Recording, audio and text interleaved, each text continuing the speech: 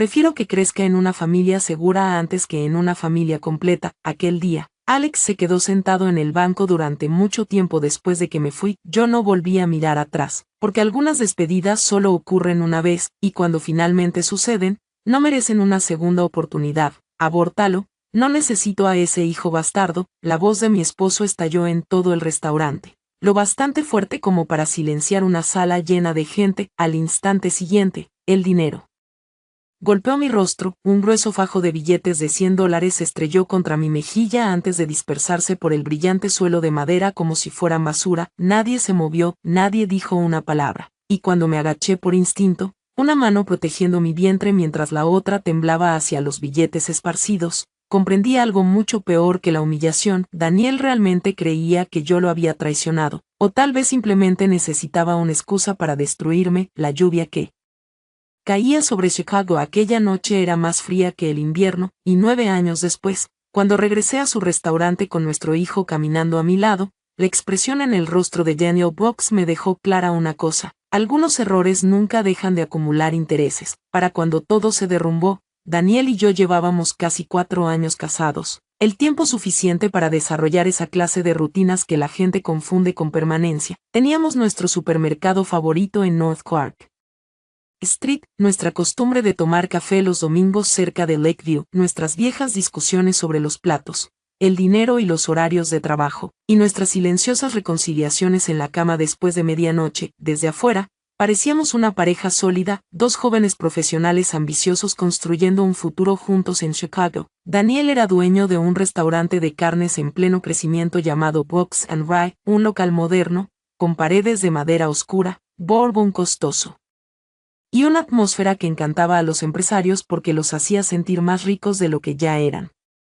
El restaurante había comenzado siendo pequeño, pero Daniel lo convirtió en un éxito gracias más a la obsesión que al talento. Trabajaba jornadas brutales, recordaba el nombre de cada cliente, controlaba cada detalle, y consideraba el fracaso como una ofensa personal enviada por Dios. Hubo un tiempo en que admiré eso de él, quizá incluso lo amé por ello. En aquel entonces, yo trabajaba como enfermera titulada en el Northwestern Memorial Hospital, principalmente hacía turnos nocturnos de 12 horas a veces más.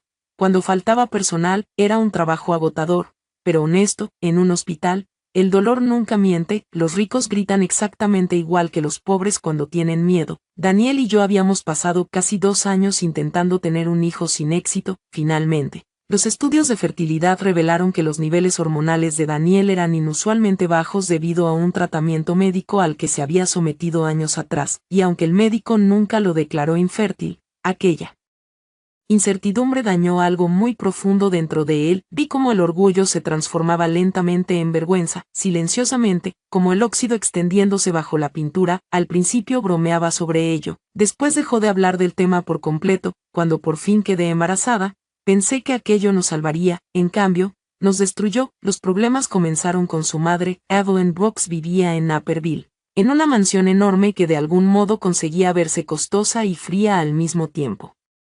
Nunca le agradé, aunque lo ocultaba detrás de sonrisas elegantes y cumplidos pasivo-agresivos. Según Evelyn, las enfermeras eran mujeres respetables, pero no el tipo de mujer que debía estar junto a un hombre destinado a construir una gran fortuna. Ella quería que Daniel se casara con alguien más refinada, más rica, más estratégica, no conmigo. Después de anunciar mi embarazo, el comportamiento de Evelyn cambió de inmediato. Comenzó a hacer preguntas extrañas. Al principio eran sutiles. Las fechas son correctas. Dijiste que Daniel tenía problemas de fertilidad, ¿verdad? Debiste sorprenderte mucho al quedar embarazada. Al principio la ignoré. Las mujeres como Evelyn eran especialistas en disfrazar la crueldad social de preocupación, pero poco a poco, casi de manera invisible, su veneno se infiltró en mi matrimonio. Daniel se volvió distante, distraído, comenzó a observarme durante las conversaciones como si estuviera buscando pruebas ocultas bajo mi piel. Una noche, mientras doblaba ropa en nuestro apartamento, preguntó casualmente, antes de quedar embarazada: trabajabas muchos turnos nocturnos, ¿verdad? Recuerdo que me reí suavemente. Así es como funcionan los hospitales, pero él no se rió. Un mes después encontré documentos de clínicas de fertilidad dentro de uno de los cajones de su escritorio, información sobre pruebas de ADN, consultas de paternidad. Sentí que me enfermaba físicamente. Cuando lo enfrenté, Daniel evitó mirarme a los ojos. Solo necesito tranquilidad. Tranquilidad, lo repetí. Soy tu esposa, lo sé. Entonces, ¿por qué me tratas como si fuera una sospechosa? Su mandíbula se tensó de inmediato, a la defensiva. Porque nada de esto tiene sentido. Ahí estaba la verdadera herida, no era la ciencia, no era la medicina, era su orgullo. Quise gritarle. Quise arrojarle aquellos papeles a la cara, pero terminé sentándome lentamente porque de repente mis piernas ya no podían sostenerme. Nunca te engañaría. Daniel se frotó la frente. Estoy intentando creerte, intentando, no creyendo, intentando. Algo dentro de mí se rompió aquella noche, y aún así me quedé. El embarazo vuelve peligrosamente esperanzadas a muchas mujeres. Seguí pensando que el bebé lograría calmarlo, que volveríamos a conectar, que le recordaría quiénes éramos antes de que la inseguridad lo envenenara todo, pero el miedo rara vez desaparece por sí solo, crece, sobre todo cuando otras personas lo alimentan. El derrumbe final llegó 3 semanas después durante la celebración del aniversario de Brooks and Rye. El restaurante estaba lleno, inversionistas, periodistas locales, proveedores, funcionarios municipales. Era exactamente el tipo de evento con el que Daniel había soñado durante años. Yo llevaba un vestido de maternidad azul oscuro que apenas dejaba notar el embarazo, y durante la primera hora realmente creí que podríamos sobrevivir a la tensión que existía entre nosotros. Entonces vi a Evelyn hablando con Daniel cerca de la barra, se inclinó hacia él y le susurró algo al oído. El rostro de Daniel cambió al instante. No fue ira al principio, fue humillación, y eso era peor. Se volvió lentamente hacia mí. Con un vaso de bourbon apretado en una mano, el restaurante entero cayó en un silencio nervioso. Dime una cosa, habló demasiado fuerte, mucho demasiado fuerte. ¿De verdad esperas que crea que ese bebé es mío? Todas las conversaciones cercanas se detuvieron, sentí que la sangre abandonaba mi cuerpo. Daniel, susurré, no aquí, pero la humillación ya lo había dominado. Y los hombres humillados suelen volverse crueles porque la crueldad les hace sentir poderosos. ¿Sabes qué es lo gracioso? Continuó elevando la voz. Todo el mundo sigue felicitándome como si fuera un afortunado futuro padre. Ahora todos nos observaban abiertamente. Una camarera cerca de la cocina se quedó completamente inmóvil. Me acerqué despacio.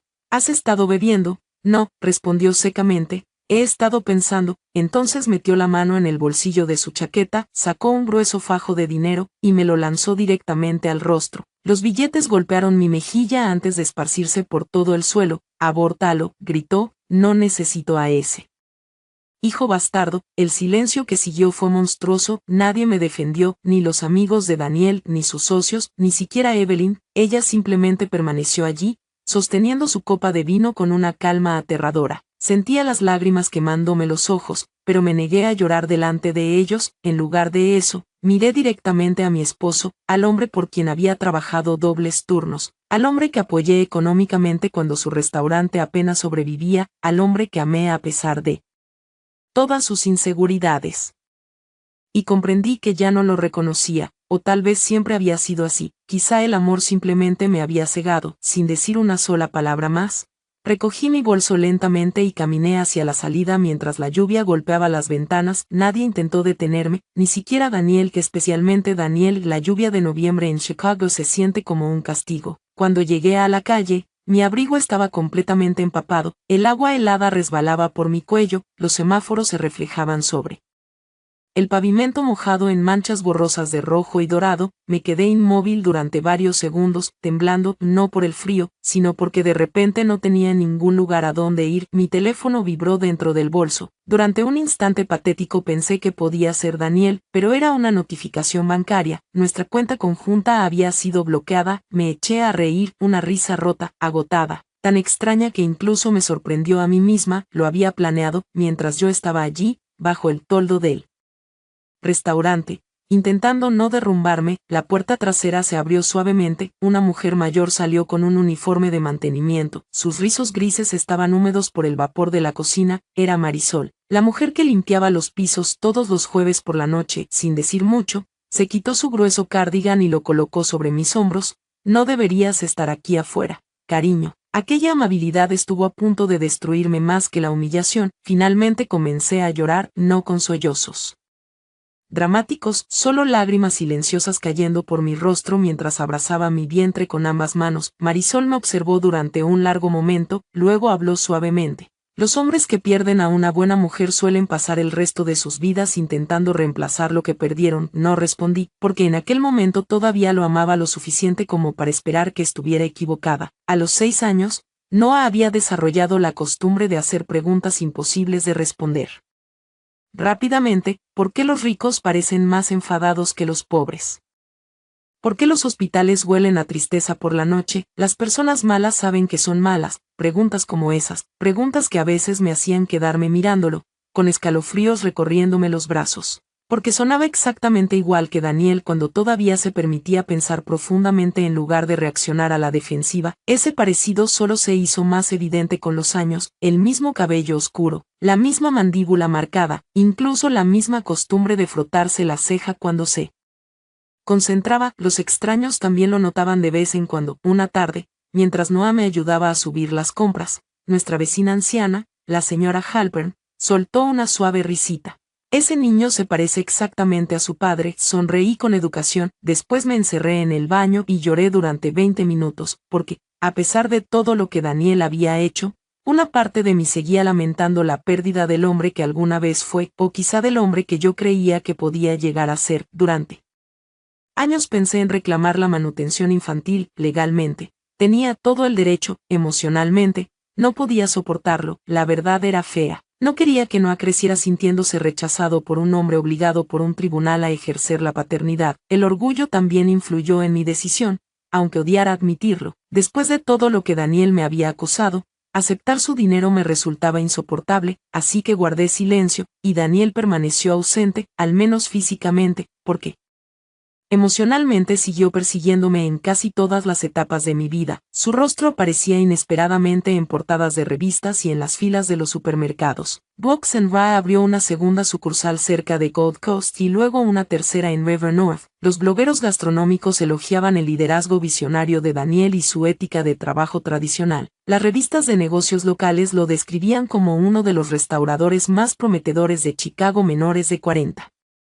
años. Cada vez que veía esos artículos, la rabia se mezclaba extrañamente con el reconocimiento, porque no estaban completamente equivocados. Daniel siempre había trabajado de forma obsesiva. La tragedia era que la ambición sin madurez emocional termina corroyendo todo lo que la rodea. Cuando no estaba cerca de cumplir 7 años, algo volvió a cambiar, no en mi vida, en la de Daniel. A través de conocidos en común me enteré de que su segundo matrimonio había fracasado antes de cumplir 2 años. La mujer con la que se había casado, una consultora de redes sociales más joven llamada Vanessa, lo había abandonado después de descubrir múltiples infidelidades y graves problemas de ira. La ironía tenía un sabor amargo. El hombre que destruyó su primer matrimonio por una traición imaginaria se había convertido exactamente en aquello que más temía. También circulaban rumores extraños. Daniel seguía sin hijos, sin herederos, sin familia, solo restaurantes, dinero, premios y fotografías donde su sonrisa nunca llegaba realmente a los ojos. Una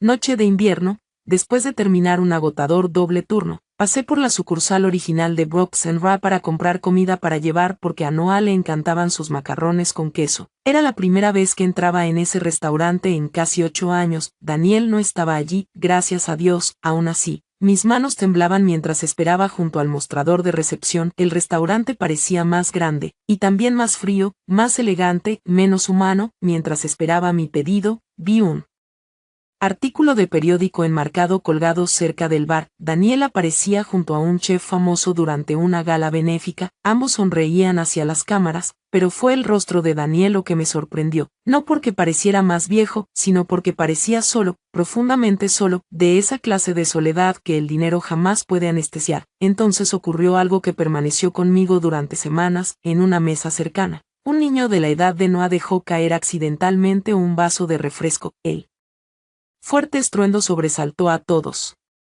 Y durante un segundo muy extraño, Daniel, que acababa de salir de la cocina, se quedó completamente inmóvil. Su expresión cambió. No era molestia, no era enfado, era dolor. El padre del niño se rió y le revolvió el cabello mientras el personal limpiaba el desastre. Pero Daniel siguió observándolos varios segundos más de lo normal, como si estuviera contemplando una vida que pertenecía a otra persona. Después se marchó rápidamente. Aquella imagen me persiguió durante semanas, porque por primera vez desde nuestro divorcio, Me pregunté si el arrepentimiento finalmente había entrado en su vida. Un mes después, la verdad definitiva llegó de forma inesperada. Estaba organizando documentos antiguos después de mudarme de apartamento cuando encontré un sobre sin marcar escondido entre una caja de historiales médicos. Había sido reenviado años atrás desde nuestra antigua dirección. Nunca lo abrí, se perdió entre el caos de mi embarazo. Dentro había un informe de ADN fechado 9 años antes, 99,99% de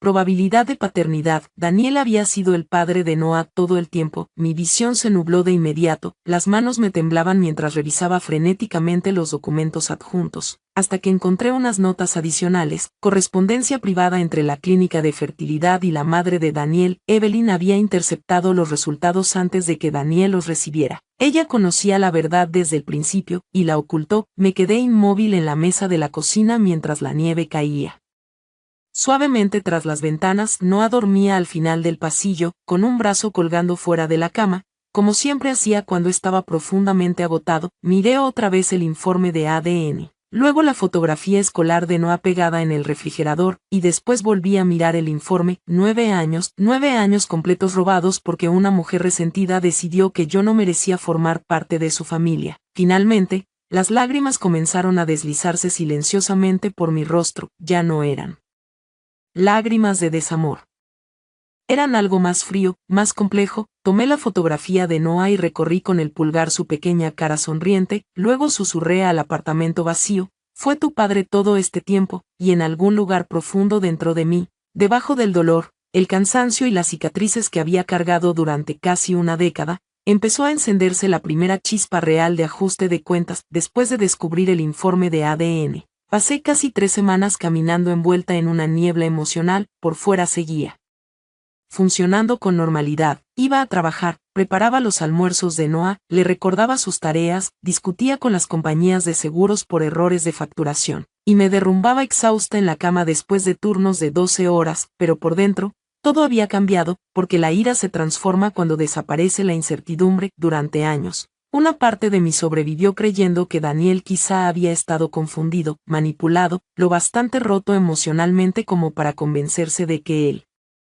bebé no era suyo. Esa creencia suavizaba el recuerdo de lo que había hecho, me daba una vía de escape psicológica. Ahora conocía la verdad, nos había abandonado sin siquiera asegurarse, de alguna manera. Esa certeza dolía más que la humillación. Pensé muchas veces en contactarlo inmediatamente. Algunas noches, después de que Noah se dormía, incluso redactaba mensajes en mi teléfono: tienes un hijo, tu madre te mintió, destruiste nuestras vidas por nada. Pero todas las versiones sonaban demasiado furiosas o demasiado débiles. Al final las borré todas. No quería una venganza nacida del impulso, quería claridad. Mientras tanto, Noah seguía convirtiéndose en el tipo de niño capaz de romperte el corazón con su simple bondad. A los 9 años ya poseía una inteligencia emocional tranquila que hacía que los adultos confiaran en él casi de inmediato. Daba las gracias a los conductores del autobús sin que nadie se lo recordara, ayudaba a los vecinos ancianos a subir las compras y notaba cuando alguien fingía estar bien. Especialmente yo. Una mañana de domingo, mientras desayunábamos panqueques en nuestra pequeña cocina, Noah levantó la vista de su vaso de jugo de naranja y preguntó casualmente: ¿mi papá tocaba el piano? La pregunta casi hizo que me atragantara. ¿Por qué preguntas eso? Se encogió de hombros. El señor Bennett dice que los niños talentosos suelen heredar ciertas cosas de sus padres. Noah había comenzado clases de piano 2 años antes gracias a una beca artística comunitaria. Su profesor afirmaba que tenía un talento natural excepcional, sentido del ritmo, profundidad emocional, oído casi perfecto. A veces, verlo tocar era surrealista, porque Daniel tocaba exactamente igual, con intensidad, casi con rabia, como si intentara obligar a las emociones a obedecer. Tragué saliva antes de responder. Sí, tu padre tocaba. Era bueno. Miré por la ventana durante varios segundos. Podría haberlo sido. Noah aceptó la respuesta sin insistir. Había dejado de hacer preguntas detalladas sobre su padre años atrás. Intuyendo que ese tema estaba lleno de dolor, los niños suelen comprender los límites emocionales mucho antes de que los adultos les reconozcan ese mérito. Aún así, el parecido entre ambos se había vuelto imposible de ignorar. Una noche, mientras ayudaba a Noah a prepararse para un recital escolar, lo observé acomodarse la pequeña chaqueta frente al espejo del pasillo. Cabello oscuro, frente ligeramente fruncida por la concentración, y de pronto vi a Daniel con tanta claridad que el pecho se me oprimió, no la versión cruel, la versión joven, el hombre que conocí a los 23 años, el hombre que una vez me cargó sobre la nieve porque me quejé de que me dolían las botas. La memoria es peligrosa de esa manera. Edita selectivamente, conserva la ternura mucho después de que la lógica dice que debería desaparecer. 2 semanas después, el destino finalmente volvió a cruzar nuestros caminos. La escuela primaria de Noah anunció una gala benéfica a nivel ciudad con presentaciones de estudiantes destacados de arte de toda Chicago.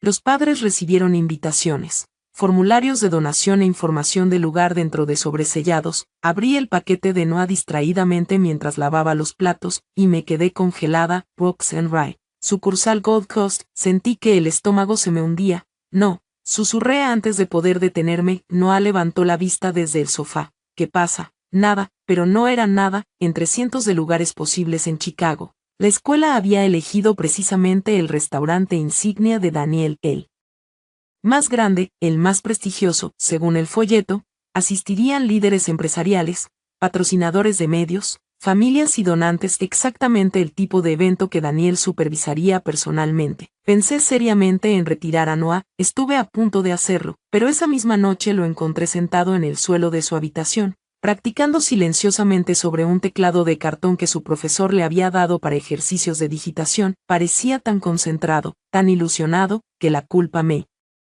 golpeó de inmediato. «Mamá», preguntó en voz baja, «¿vas a venir, verdad?» Forcé una sonrisa. Por supuesto, su rostro se iluminó al instante, y eso decidió todo. Durante 9 años, mi vida había girado en torno a proteger a Noah del dolor provocado por los adultos. Me negaba a permitir que la sombra de Daniel le arrebatara otra cosa más. La semana previa a la gala fue insoportable. Mientras trabajaba en el hospital como un autómata, mi mente repetía una y otra vez todos los peores escenarios posibles.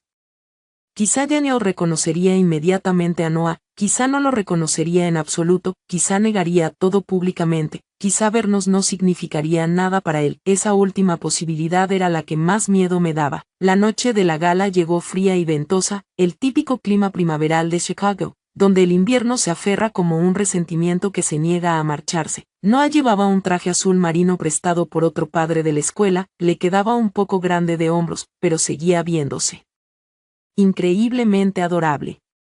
Mientras le acomodaba la corbata, noté que sus manos temblaban, nervioso, un poco, es normal, y si me equivoco. Me arrodillé frente a él y reajusté el nudo una vez más.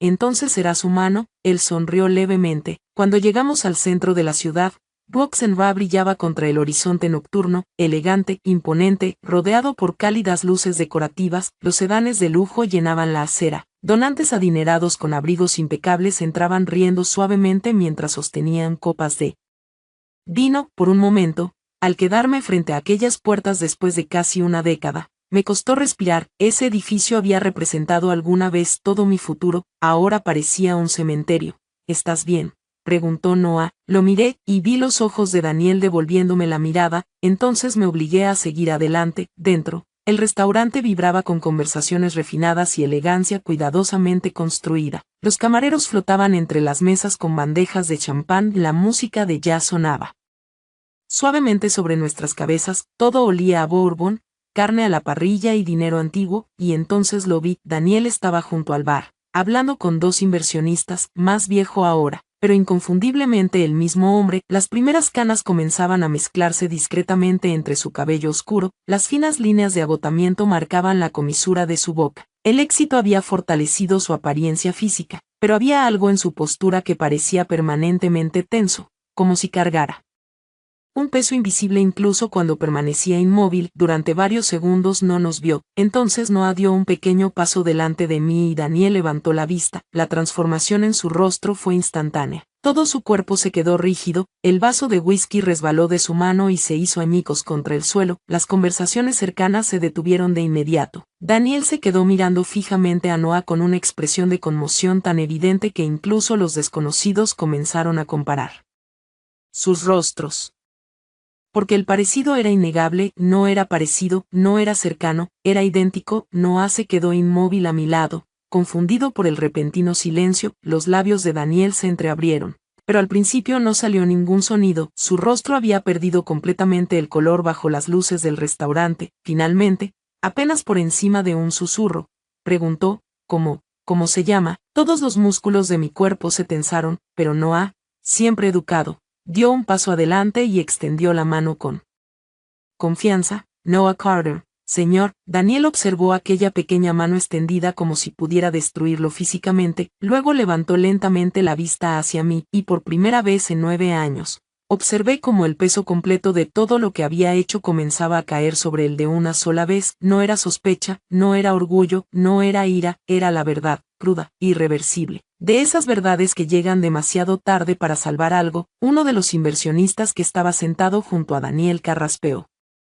Incómodo, Dan, ¿estás bien? Pero Daniel ni siquiera respondió. Sus ojos seguían clavados en el rostro de Noah, estudiando cada rasgo familiar con creciente horror, la mandíbula, los ojos, la expresión, la postura, hasta que la comprensión pareció asentarse visiblemente en sus huesos. Entonces volvió a mirarme, y supe inmediatamente que, en algún lugar dentro de él, el pasado por fin había comenzado a gritar. Durante el resto de la gala benéfica, Daniel se movió por el restaurante como un hombre atrapado dentro de un edificio en llamas que nadie más podía ver. Incluso desde el otro extremo de la sala podía sentir cómo su atención seguía constantemente a Noah durante las presentaciones de piano. Mientras los donantes aplaudían educadamente y los camareros servían vino, Daniel apenas habló con nadie. Varias veces lo sorprendí observando abiertamente a Noah, y la expresión en su rostro me inquietó. Ya no era solo conmoción, era dolor, un dolor profundo y devastador, y debajo de él, miedo, porque algunas verdades siempre llegan acompañadas de consecuencias. Noah participó en tercer lugar dentro del programa del recital. En cuanto se sentó frente al piano, la sala entera cayó instintivamente en silencio, enderezó los hombros, sus dedos flotaron sobre las teclas durante un instante, y luego comenzó a tocar. Era una pieza sencilla, suave, elegante, y dolorosamente familiar. Daniel dejó de respirar visiblemente, porque Noah tocaba exactamente igual que él, no de forma mecánica, sino emocional, como si cada nota escondiera un significado secreto. Cuando terminó la interpretación, varios invitados aplaudieron con entusiasmo, pero Daniel permaneció inmóvil junto a la pared del fondo, observando a nuestro hijo, con lágrimas acumulándose claramente en sus ojos. Nuestro hijo, incluso para mí, después de tantos años, aquella expresión seguía resultando extraña. Cuando terminó el evento, padres e hijos comenzaron a reunirse cerca de las salidas mientras el personal recogía las mesas. Yo esperaba marcharme discretamente antes de que Daniel se acercara, pero el destino, quizá la culpa, tenían otros planes. Emily, su voz detrás de mí sonó más áspera de lo que recordaba, más vieja. Me giré lentamente. Noah estaba a mi lado sosteniendo su certificado de participación. Durante varios segundos, Daniel simplemente nos observó, de cerca. El daño en su rostro era aún más evidente. El éxito lo había envejecido con dureza. Parecía un hombre que dormía mal y que ya no confiaba en nadie. Finalmente, sus ojos volvieron a posarse sobre Noah. ¿Cuántos años tienes? 9. Daniel cerró los ojos por un instante. Vi cómo los cálculos se realizaban dentro de su mente, fechas, cronologías, recuerdos, todas las piezas que faltaban encajando violentamente. Cuando volvió a abrir los ojos, me miró con cautela. ¿Lo sabías? La frase sonó vacía. Crucé los brazos. Sabía que era tu hijo. Sí. Daniel tragó saliva. ¿Por qué nunca me lo dijiste? Porque me lanzaste dinero y me dijiste que abortara. Las palabras lo golpearon más fuerte de lo que incluso yo esperaba. Daniel se estremeció físicamente. Alrededor de nosotros, los empleados del restaurante fingían no escuchar mientras escuchaban absolutamente todo. No observaba alternativamente a ambos, lo bastante inteligente para percibir el terremoto emocional que se escondía bajo aquella conversación. Daniel bajó aún más la voz. ¿Podemos hablar en privado? No, Daniel. Tomaste tu decisión hace 9 años. Su mandíbula se tensó ligeramente, pero, a diferencia del Daniel que yo conocí, no se puso a la defensiva. Parecía avergonzado, profundamente avergonzado. Antes de que pudiéramos seguir hablando, Noah tiró suavemente de mi manga. Mamá, bajé la vista inmediatamente. Sí, cariño, podemos irnos a casa. El cansancio en su voz puso fin a la conversación de inmediato. Asentí. Claro. Daniel se apartó automáticamente mientras caminábamos hacia la salida, pero justo antes de que Noah lo sobrepasara por completo, Daniel volvió a hablar. Tocaste maravillosamente esta noche. Noah se detuvo educadamente. Gracias. señor, aquella palabra pareció herir a Daniel más que cualquier insulto. No miré atrás cuando abandonamos el restaurante, pero podía sentirlo allí, observándonos desaparecer en la noche de Chicago. 3 días después apareció frente a mi edificio. Acababa de terminar un turno agotador en el hospital cuando lo vi apoyado contra una camioneta SUV negra al otro lado de la calle. Las manos estaban enterradas en los bolsillos de su abrigo mientras el viento frío se colaba entre los edificios. Durante un segundo irracional, el pánico me golpeó con tanta fuerza que casi me di la vuelta. En lugar de eso, crucé lentamente la calle. ¿Qué haces aquí? Daniel parecía agotado, no un agotamiento dramático, un agotamiento real, del que se acumula cuando alguien lleva días sin dormir correctamente. Necesito hablar contigo. ¿Ya lo hiciste? No, respondió en voz baja. No realmente. Durante unos momentos ninguno habló. El tráfico siseaba sobre el pavimento mojado, los peatones pasaban sin prestarnos atención. Chicago enseña a la gente a no involucrarse en el dolor ajeno. Finalmente, Daniel preguntó, ¿puedo volver a verlo? La sencillez de aquella pregunta me tomó por sorpresa. No había exigencias, no había amenazas legales, solo esperanza. Estudié cuidadosamente su rostro, buscando arrogancia, manipulación, pero no encontré ninguna. Parecía sinceramente aterrorizado ante la posibilidad de que yo dijera que no. No puedes entrar y salir de su vida cada vez que te resulte emocionalmente conveniente. Lo sé. Me acusaste de ser infiel, lo sé. Nos abandonaste. Su voz se quebró ligeramente. Lo sé. La sinceridad de aquella respuesta me desestabilizó más que cualquier discusión. Entonces Daniel sacó lentamente un documento doblado del bolsillo de su abrigo y me lo entregó. Era el informe de ADN. El mismo que yo había encontrado semanas atrás. Descubrí la verdad 2 años después de que te fueras, admitió en voz baja. Lo miré fijamente.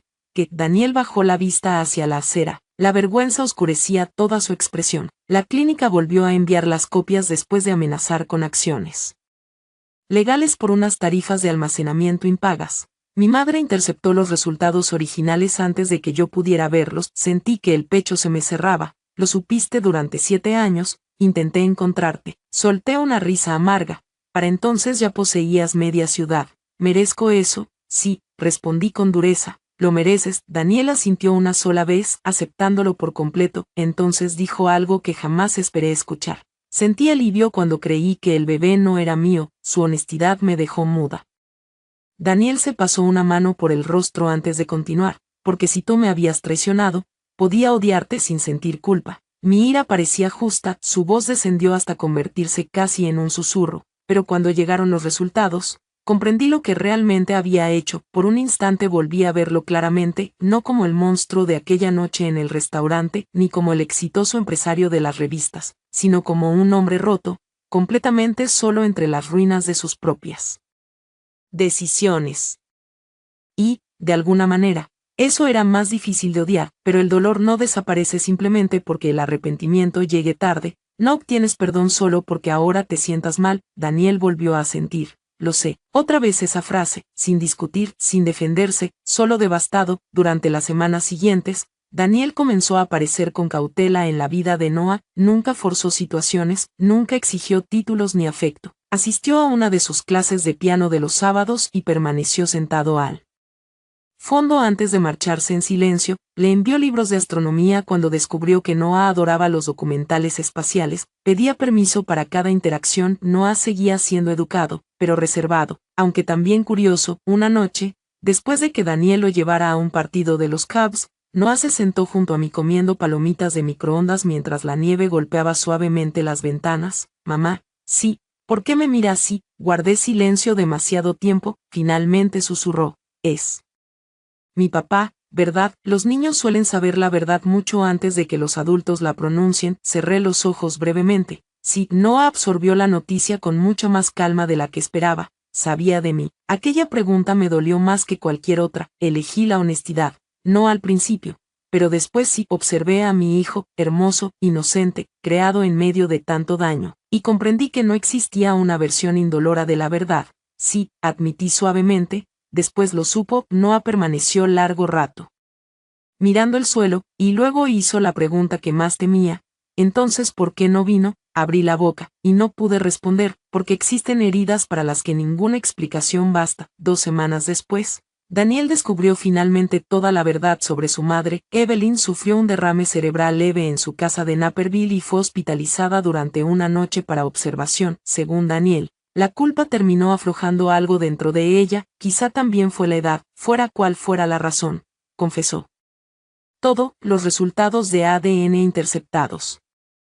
Las mentiras, la manipulación, la destrucción deliberada de nuestro matrimonio porque creía que yo frenaría el futuro de Daniel. Cuando Daniel me contó aquello varios días después, durante un café, parecía físicamente enfermo, dijo que estaba intentando protegerme, miré por la ventana, no, estaba protegiendo la idea que tenía de ti. Los ojos de Daniel se llenaron lentamente de lágrimas. No eran lágrimas dramáticas, eran silenciosas, de esas que los hombres adultos intentan ocultar sin éxito. Destruí la única familia real que tuve, y por primera vez desde que lo conocí, Daniel Bock sonó como un hombre que finalmente comprendía el verdadero precio del orgullo. Aprendí que el perdón no es un instante, es un largo pasillo, y algunas personas pasan años recorriéndolo descalzas. La primavera llegó lentamente a Chicago después de que Noah descubriera la verdad sobre su padre. La nieve sucia comenzó a derretirse, la luz del sol regresó poco a poco a la ciudad, y la vida siguió avanzando con su habitual indiferencia. Los pasajeros llenaban las estaciones, las enfermeras cambiaban de turno al amanecer, los turistas fotografiaban el río, pero dentro de nuestra pequeña familia, todo seguía sintiéndose incierto, especialmente para Noah. Los niños quieren respuestas simples para preguntas emocionales, los adultos las complican hasta romperlas. Noah no se preocupaba por herencias, ni traiciones, ni orgullo, ni madres manipuladoras. Solo quería saber una cosa: ¿por qué su padre nunca vino a buscarlo? Por desgracia, ninguna explicación sonaba suficiente una vez pronunciada en voz alta. Daniel también lo entendía. Para su crédito, jamás intentó justificarse ante Noah, nunca culpó a Evelyn, nunca se escondió detrás de excusas, nunca suavizó la fealdad de lo que había hecho. Si acaso, se juzgaba más severamente que yo. La primera vez que Noah se lo preguntó directamente, el silencio estuvo a punto de romperme. Estábamos sentados en Lincoln Park, cerca del conservatorio. Después de una de sus competencias de piano, las familias paseaban por los jardines. Los niños perseguían palomas cerca de la fuente. Daniel había llevado chocolate caliente para Noah, aunque el clima ya comenzaba a mejorar, porque de alguna manera recordaba que Noah siempre lo bebía demasiado rápido y terminaba quemándose la lengua. Los dos estaban sentados uno junto al otro en un banco. Parecían casi idénticos bajo el cielo gris de aquella tarde. Entonces Noah preguntó suavemente: ¿por qué no viniste a buscarme? Daniel no respondió de inmediato, él miró fijamente la fuente durante varios segundos antes de hablar. Porque me daba vergüenza. Noah frunció ligeramente el ceño. Demi, el dolor apareció de inmediato en el rostro de Daniel. No, dijo con firmeza, jamás de ti. Entonces, ¿por qué? Daniel inhaló despacio, luchando por encontrar las palabras correctas. Porque cuando una persona hiere demasiado a alguien, a veces después se vuelve cobarde. Su voz bajó. Pensé que tu madre me odiaba. Pensé que tú también lo harías. Noah lo pensó con atención, con esa extraña seriedad que a veces tienen los niños cuando se enfrentan a los errores de los adultos. Entonces preguntó: ¿te lo merecías? Daniel sonrió con tristeza. Sí, admitió, probablemente sí. Aquella sinceridad cambió algo, no al instante, no de forma mágica, pero poco a poco, con mucho cuidado. Noah empezó a dejar que Daniel se acercara. Comenzó con cosas pequeñas: partidos de béisbol, desayunos de sábado, ayuda con las tareas por videollamada, y después conversaciones más largas, risas, costumbres compartidas que ninguno de los dos se había dado cuenta de que había heredado del otro. A veces yo me quedaba en silencio en la cocina, escuchándolos discutir sobre estadísticas de baloncesto o películas antiguas. Y la tristeza me golpeaba de repente, tristeza por todos los años que les habían sido robados a los dos, solo porque el orgullo y la sospecha habían crecido sin control. Pero junto a esa tristeza también llegó otra cosa: justicia, no venganza en el sentido dramático, no destrucción, algo más frío y más duradero. Daniel se había convertido en un hombre exitoso, rico y respetado. Sin embargo, nada de eso podía protegerlo de la realidad de lo que había perdido. Cada momento feliz con Noah llevaba unido un dolor invisible, porque Daniel entendía exactamente cuánto se había perdido: sus primeros pasos, sus primeras palabras, cumpleaños, pesadillas, obras escolares, fiebres, 9 años enteros que jamás podrían recuperarse. Por mucho que se arrepintiera, ese era su castigo. A diferencia de la ira, aquello nunca desaparecería del todo. Una tarde de principios de junio, Daniel vino a mi apartamento después de dejar a Noah tras sus clases de piano. El atardecer teñía de oro suave las paredes de la cocina, mientras el tráfico zumbaba bajo las ventanas. ¿Sigues enfadada conmigo?, preguntó en voz baja. Solté una risa breve. No es exactamente una sorpresa, no me refiero a un enfado normal. Se apoyó con cuidado contra la encimera, manteniendo distancia entre nosotros. Me refiero a ese tipo de ira que cargas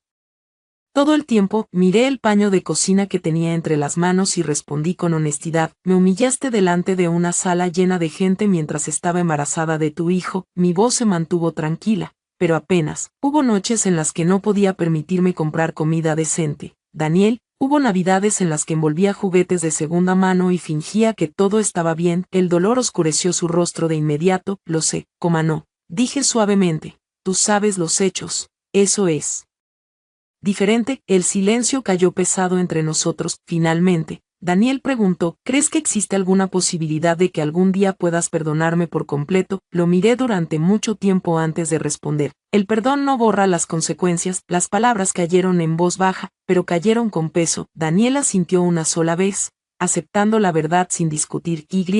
Por extraño que pareciera, esa aceptación importó más que cualquier disculpa. Durante los meses siguientes, siguió intentando convertirse en el padre que Noah merecía, no en el hombre que la culpa quería aparentar. Asistió a reuniones escolares, ayudó con proyectos de ciencias, aprendió a trenzar cables de extensión para las competencias de robótica de Noah porque algunos tutoriales de YouTube lo convencieron de que eso era útil de alguna manera. Paternidad real, paternidad caótica, paternidad paciente, no una actuación. Mientras tanto, algo inesperado ocurrió en público. Daniel cambió, no de manera superficial, de manera fundamental. Empezó a alejarse casi por completo de los círculos sociales de lujo de Chicago. La personalidad agresiva de empresario que antes dominaba su reputación se suavizó de forma evidente. Más tarde, empleados de Brooks Henry me contaron que se volvió más calmado, más amable, más presente. Dejó de gritar en las cocinas.